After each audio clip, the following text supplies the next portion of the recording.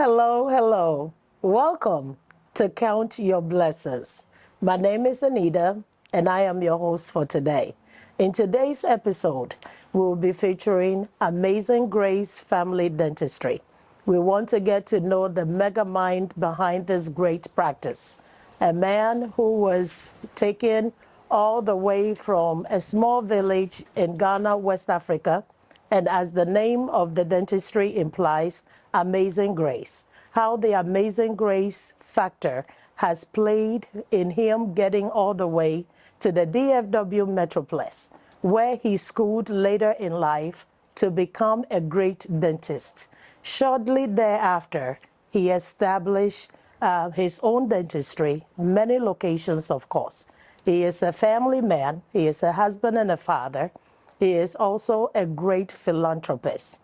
He is a minister of the gospel, and of course, a recipient of many prestigious awards. He is an inspiring man that I have come to personally know, to love, and to respect greatly. We are seated here this afternoon in his residence, outside, very breezy and bright, beautiful and sunny, to sit and talk with none other but Dr. Quincy Attipoe. Doc, you are welcome to the show. Thank you so much for what you do, and it's an honor to be here with you. Awesome. You don't get to sit down with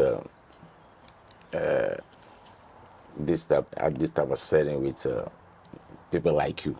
Because it's an honor.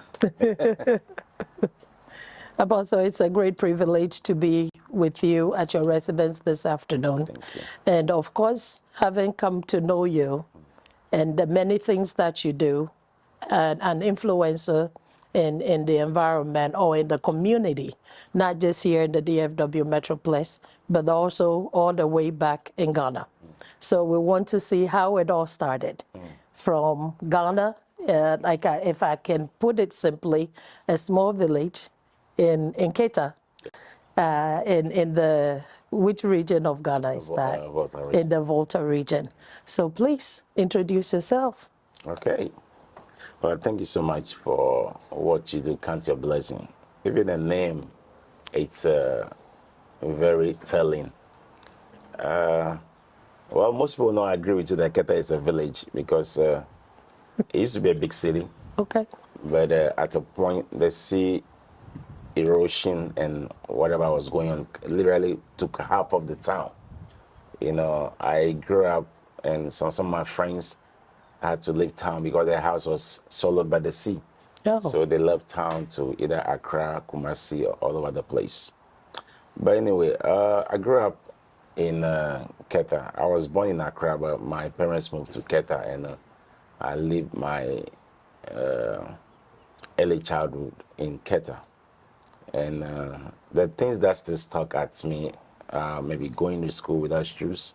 Wow. You have your only shoe and the best pair of shoes, but it's reserved for church. So you cannot wear it to school. I remember those days. Every time you got to go to school, you got to wear barefooted.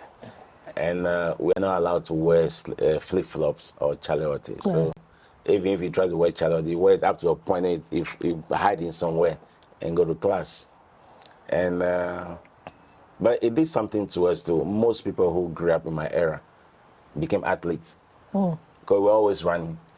We have these two shifts, so we go to school in the morning and got to break, go home and come back. So the sun is hot naturally, and the sand on which we walk on is also hot because of the sun. I can imagine. So being barefooted, so that your best bet in order to get burnt is to run. That's right. So all we were doing was running. Run. So you look for a shade, a tree shade somewhere. Then you run, go and hide, and rest your feet a little bit and continue. It was fun. But anyway, we went through that. I was not, well, that is the word, fortunate. I didn't know how to get past common entrance. It was common, but it wasn't common to me. I remember those days, the only time I studied common entrance is the night before the common entrance. So I'll go through the what do you call it? The sample booklet and go through the question. That's my only study. Okay. But eventually, my uncle came one time and said, "Wait a minute, you've been coming top of your class all this while. I don't want you to spend another year in elementary school. I'm taking you to secondary school." So he took me from Keta to Edukrom, Okay. to specifically Nifan Secondary School. So that's how I started my secondary school education. And it was a very intimidating thing for me because I went into that school with this inferiority complex that when I didn't pass common entrance. So I was like, okay, all these guys pass common entrance and I have to sit in class with them. And but something amazing happened. The first term exam, I think I came 9th or 10th. And I was like, wait a minute, a class of 110, you came 9th? That's something. And I got a government scholarship. So, but coming 9th kind of gave me some confidence. And I remember the next exam I came first, and I never looked back again. So that was how my life began. But I didn't end up completing in Nifan Secondary School in Edukrom. My uncle left for Nigeria, so I had to go back to Keta. I was too young. I was like 12 or 13 years old. I mean, in my third year, I was about 13 years old, and my parents have to bring me back to Keta to be closer to them. So I transitioned or transferred to Kita Secondary School, and I don't know if it was the right thing, but Kita School actually defined my entire life, and I learned all the bad things I can learn, all the good things I can learn, all the good friends. I got some great friends, and the only thing that didn't work in all those equations was I didn't know God, I didn't know Christ. I was just living my life. I was, doing. It's funny. There was one time in particular, something bad happened on campus, but I was actually on admission at a local hospital, and the headmaster was so confident. He said, "Quincy is part of this." And everybody was telling me that, no, Quincy's on admission at the hospital. Do you have that bad of a reputation? So I said good, bad, and Okay. But and he was right, because I cooked it in the hospital, and it happened. Even though I wasn't. You were not part of it, but somehow they associated your name to it. Yes. Oh wow. But in the midst of all this, there's one thing I learned to do. I was so scared of failure. So, in spite of whatever we do, I make sure. I mean, secondary school, I always have inside my trunk, what we call trunk, the suitcases we use. The chop box? No, chop box is different. The trunk is where you keep our clothes, right? Okay. I always have a book opened. Hi. So anytime I open the thing, there's a book staring at me, so I read whatever is open. So that's how I study. So I'm always, sometimes I can come from the shower with a towel around my waist and I open the trunk and I can be there for an hour. Really? So people are like, this guy has been looking from the shower all this, and they didn't know what I was doing, So it worked perfectly for me, and went through Kita school, and sixth form, nobody would take me because my reputation got so bad. No school wanted to take me, and the 11th hour, my uncle who took me to Edukrom had to go and literally beg the headmaster of Kita school. And my grades were great too, but no school wanted to take me. So he begged the headmaster to take me back. But funnily enough, he made me to sign what do you call it? A letter to be of good conduct or something. Okay. I mean, I had to write another undertaking before being accepted into my own school. Okay. I'm glad he did it because that was my last resort, But anyway, the day after I paid my school fees, I got admission from another school, from the Central Region also. I think at Palm Secondary School, I believe. And I was like, dang it. Oh, I wish this had come earlier. Because it's like I had to give up everything just to sign, those just for them to give me admission. But anyway, so I went through that, and A-levels wasn't great, but it turned out it was the best grade in my science class. And during my national service time, I was able to get into Bishop Herman for 1 year just to retake my A-levels. Okay. And that kind of paved the way for me to gain admission to University of Ghana. But between Bishop Herman and University of Ghana, I wasted 1 more year again Okay. I wanted to be rich. Ah. So I hung out with some friends, and without planning, we said we were going to go look for gold. So we left Accra and went to Western region, Huni Valley to be precise, and we went in search of gold. That was the most difficult work I've done in my life. Wow.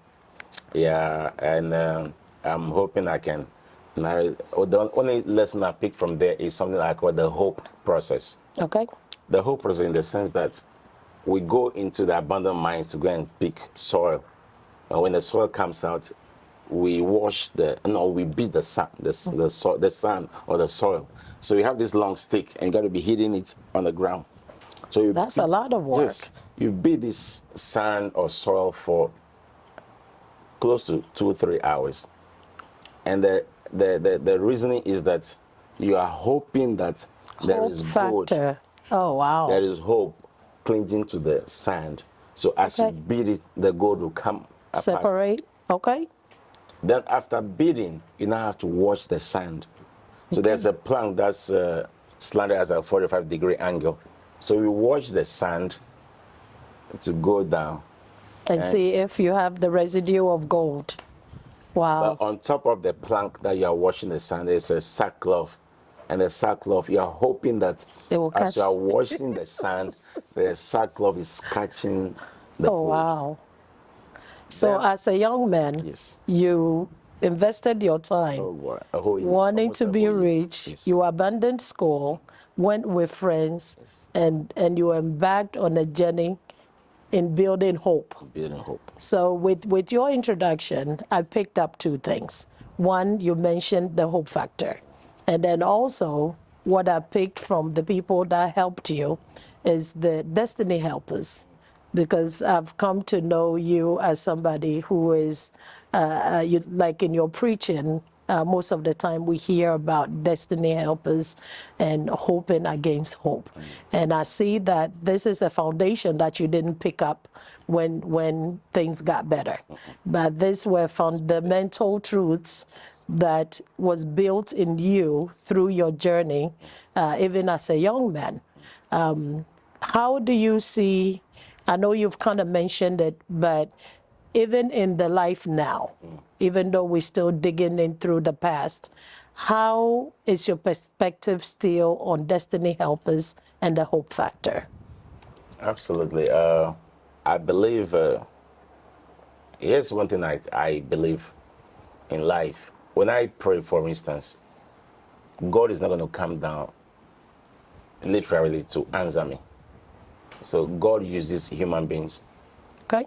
You see, when we pray, helpers come in the form of a human being. And I've also learned that sometimes when these divine helpers show up, maybe what you are looking for, they may not have it, That's right. but they may know the person who have it. There you go. So he's also a divine helper. That's right. You know, and sometimes we miss out on that. So you are not thinking the person who actually help you physically is the divine helper. No, the connector The is connector. also a divine Okay. helper. Like an articulator. You need the connection to articulate. Yes. Awesome. Nice to hear that. So my whole journey has been God placing the right people in my life at particular times. And some of them come, they serve their purpose, and I don't meet them again. Wow. There's a young man I'm looking for. I even forgot his name. Because he actually helped me when I arrived in New York City some 20 years ago, I believe. And he took me to the Bronx to go and meet somebody that I thought I was going to stay with. When we were welcome there, he took me from there to the Greyhound station, put me on the bus, and said bye-bye. Oh, wow. That was it. And that was it. We were on the That's same another flight. divine helper. Yes. We were on the same flight from Accra, a Nigerian, and he said he was going to go to Canada. His phone number, everything just about him just vanished. Oh, wow. He could be an angel. You never know. Yeah, it's possible. Awesome. It's possible. Awesome. You know. Well, we're going to take a minute and take a commercial break. We'll be right back to continue this amazing conversation with Dr. Quincy Attipoe.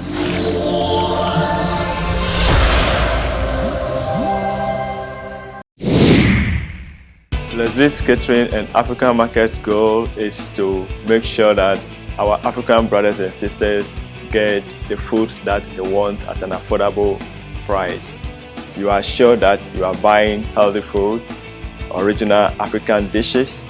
Come try it, and I guarantee you will keep coming because the food is so good. We are here for you. Come in, come on, your one-stop African shop for African groceries and African dishes.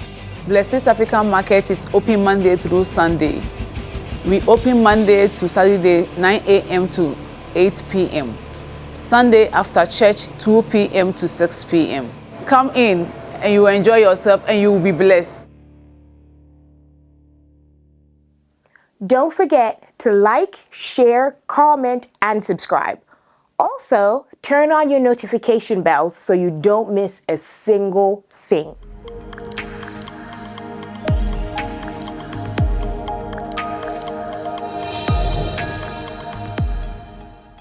All right. Welcome back from our commercial break. And as I said, we'll continue with our conversation. Dr. Quincy, Yes. as I love to call you, Apostle, but Dr. Q. So in your introduction, we kind of see where it all started, the things you went through, the divine or destiny helpers that carried you along the way. What other factors do you think played a role? More of, have you always wanted to be a doctor? Because it looks like all you wanted to do is really be rich because you abandoned school to go digging for gold. So where does this all come in with wanting to be a doctor? Thank you so much. As far as I can remember, I think when I was about 7, 8 years old, I had this knack for knowledge, inquisitive. I was so inquisitive. I wanted to understand things, especially when I see living things. I want to know what makes them tick. And one day, I don't know where I got it from.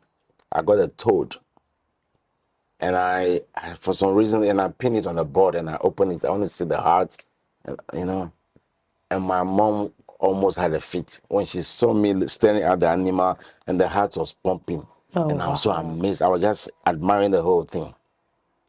And she screamed. I said, "Mom, don't worry. I'll close it up. It will live. It will live." Of course, it didn't live. so Poor the poor frog. toad, the poor toad didn't survive. Oh, But you see, it kind of made me. I was like, this is so amazing. So this animal does everything because of all the stuff hidden inside it. But it never occurred to me that that would be a path towards medicine or dentistry. okay. I was born into a Catholic home, and I wanted to be a Catholic priest. Okay. Truth be told, I wanted to be a Catholic priest. Really? I was an altar boy, and at that time, the only thing we all think about is being being a priest. So the pathways from altar boy, you try and get to seminary, and but it just didn't happen. I was in the blessed. My younger brother went to seminary, Okay. but I couldn't. So, Dr. Q, Yep. I remember personally as a little girl being glued to the hip of my dad to go to church. Because mom takes us to church too, but mom is really strict. So, how were your parents and how instrumental were they in your life growing up? Well,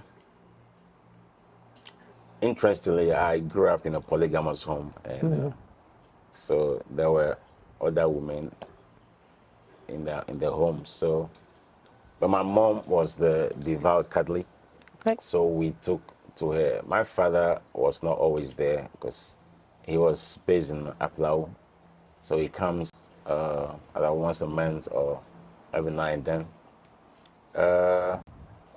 He wasn't a Catholic per se. My father goes to, I think, the Presbyterian church or so. So the Catholic Church was mostly because of my mom. Okay. And she was the consummate Catholic.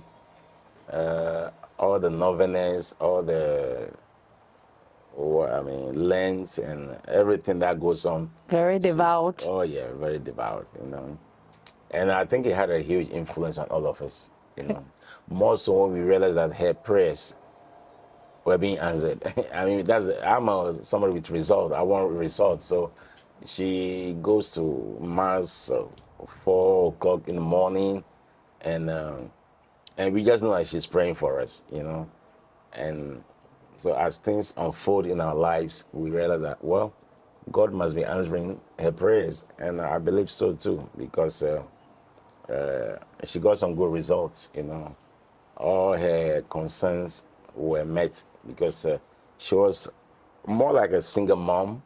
Okay. Yeah, that's the best way I can put it. She was more like a single mom, so she did most of the things just by herself, My dad helped with. My mother has a shop, and my father had a wholesale shop, so he's able to supply to my mom. So that was a very good business relationship that worked. So also. he provided, made Yes. provision through that. Okay. And my father would say, once you pass common entrance, you get your boxes and your provisions.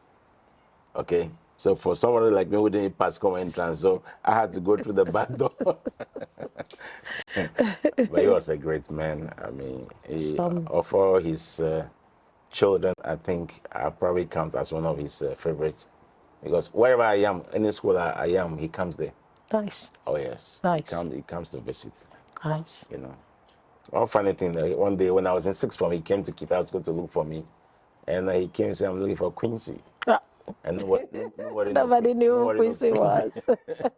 So he felt like, no, I know my son goes to this school. Hey. So he was sitting by the main entrance with the security man. Then I was like, with my bucket, I was going to go fetch water from the well. And the chief security man said, Tina! Hey. I said, I was hoping this name would not come out, but there's no way we can go through this journey without having to mention that name. Dr. Q, would you mind elaborating briefly on that name? no problem. Yeah, just to finish that story. So when I turned, the security man, then my dad saw me. He said, but that's the person I'm looking for. said, no. Then the security man, oh, that's Tina Tona, And my father was like, has his name changed? Anyway, and So that was your adoptive nickname, as we popularly call it. it wasn't actually my name. My elder brother Okay. was called Tina Tona. But when I transferred from Nifa Secondary School to Kita School, then people saw me and said, no, this is the real Tina Tona. Oh my goodness. And I was like, how is my brother going to feel, Before I could say Jack, the name just So you transitioned to me. adopted it? Or it was kind of conferred Yeah, it was onto conferred you? on me literally, And I guess because I was more outgoing type, I was more, the extrovert. I was loud. I was doing everything. I was playing sports. I was playing soccer, hockey, athletics. I mean, I was into everything. Then ping pong was my best. I was the best when it came to ping pong. So all those things, I guess, made it easier for me to just carry the name Proudly. I'm sure by now we have maybe put that name to rest. Oh, yes. Awesome. Oh, yes. Awesome. I'm sure somebody will be very excited to know that.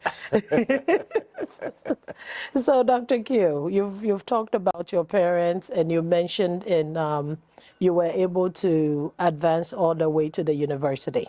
How was the university life for you?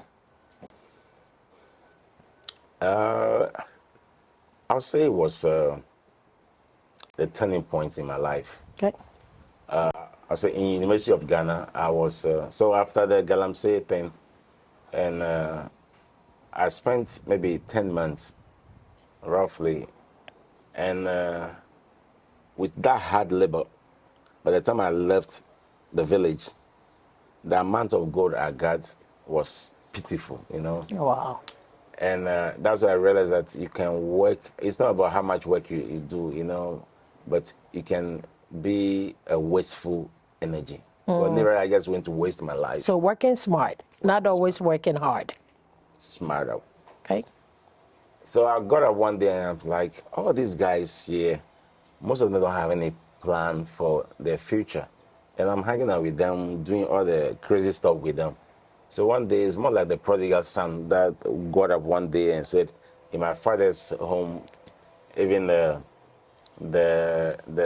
slaves don't eat from the pigs, So one day I got up and said, no, I got to go back to Accra and make sure I got into university. And I went, and that was what happened. So I started Legon, and everything was going great. I went through my first year. So they have what is called first university exam, and you have to pass everything. But unfortunately for me, I failed one of the papers. Not like maybe physics 1 and 2. I failed 1, and I did well in 2. But because I failed 1, it was, what's recorded as failed. A failure. The whole class. Okay. And I have a chance to remediate, but I didn't know. My thing was after every semester or term, I'm off looking for money. When school is over, I'm off looking for money.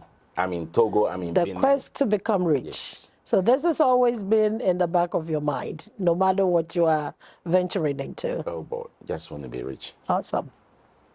And that was all cost me. So I couldn't get there was no cell phone at the time too. So I didn't know to go back and remediate. Oh By the boy. time I got back, the remediation period had passed. So they said I have to repeat the whole year. Oh. That was where, for the first time in my life, I experienced how it's like to be humble. In the process of that, a friend, Joe, invited me to a crusade on campus.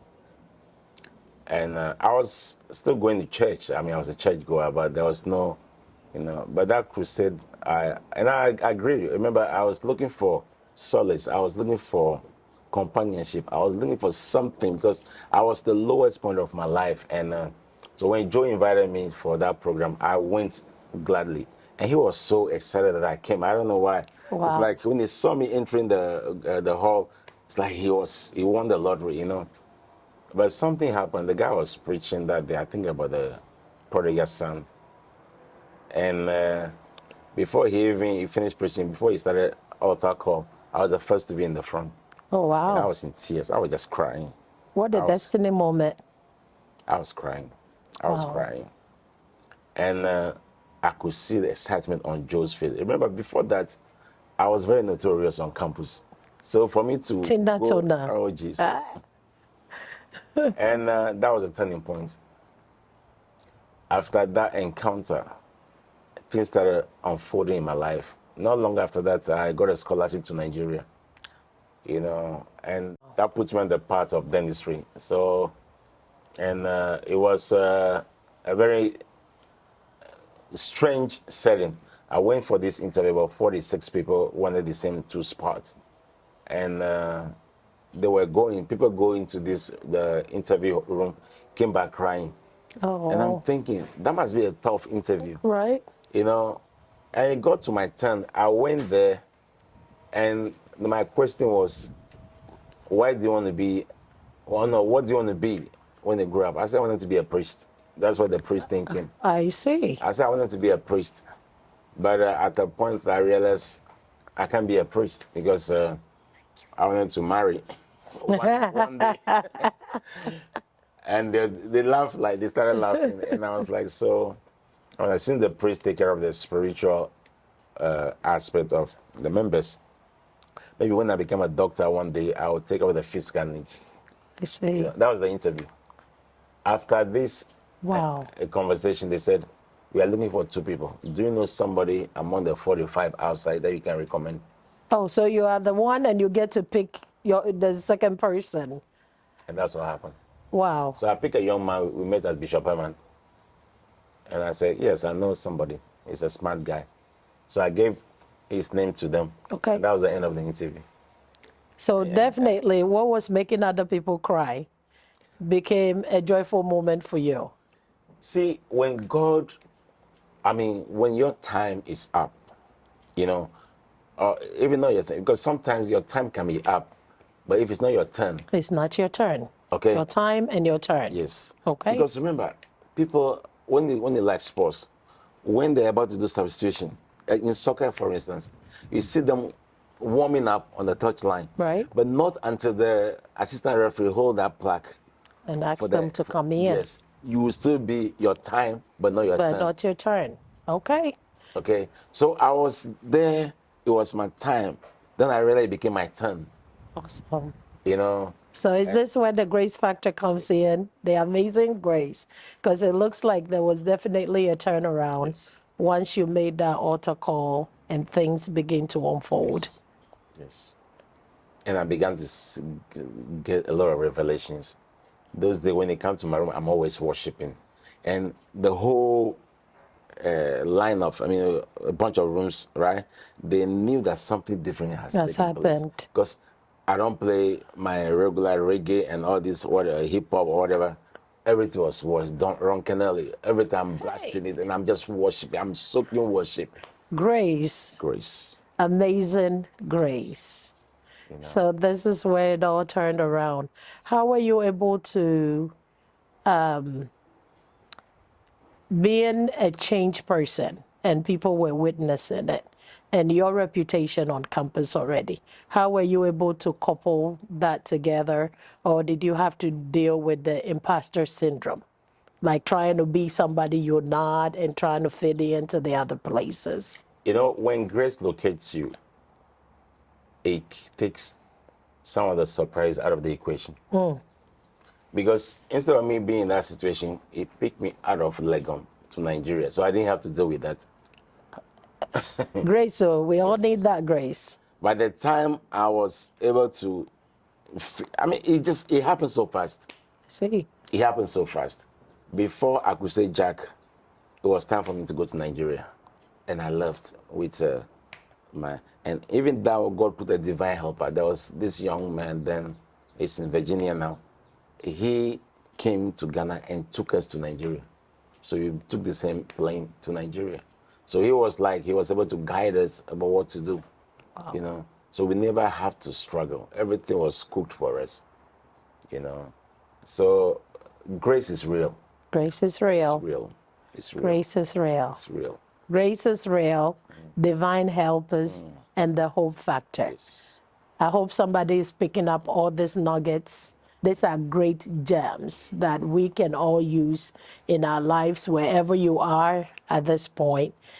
Just keep holding on. The hope factor, don't let that light die off. Know that there are destiny or divine helpers that are always sent your way. And also the grace factor. It plays a big role. That it might be your turn. You said it might be your time, but not your turn. Dr. Q, this is amazing. I believe we're going to go on a quick commercial break once again. We'll be right back with Dr. Quincy Attipoe.